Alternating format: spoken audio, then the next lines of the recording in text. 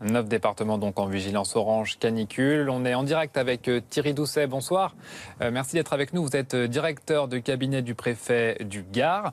Le Gard qui est l'un de ces 9 départements en vigilance orange. Qu'est-ce que ça signifie? Quelles sont les répercussions dans votre département? Alors, les répercussions sont les suivantes. Nous avons mobilisé l'ensemble des 353 communes du Gard, ainsi que l'ensemble des professionnels de santé du département, afin qu'on accompagne dans les meilleures conditions possibles les publics les plus fragiles en cas de canicule. C'est-à-dire que vous accompagnez notamment les personnes âgées, vous expliquez les mesures à prendre, notamment l'hydratation, se mettre à l'ombre?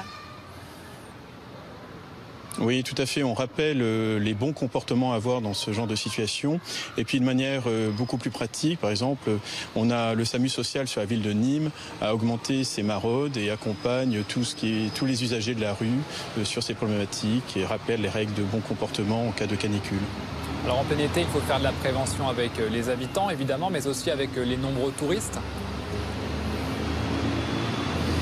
Oui, en effet, avec les nombreux touristes, donc sur les stations balnéaires, notamment au bord de la côte, les règles de sécurité sont rappelées et notamment nous utilisons souvent notre site internet où nous faisons passer des messages notamment en anglais et en langue allemande.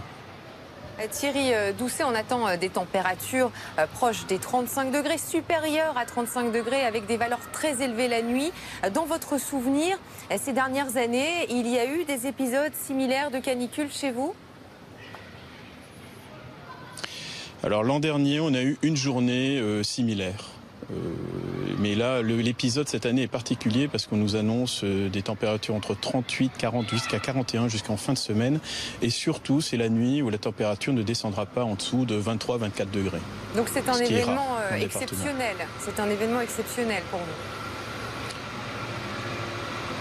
Sur les 3 dernières années, oui, c'est un événement qui n'est pas classique et qu'on peut classer en effet d'un événement exceptionnel, même si on habite dans le sud. Et dans le sud, les fortes chaleurs sont classiques, mais à tel degré et sur une durée aussi longue annoncée, c'est rare, en effet.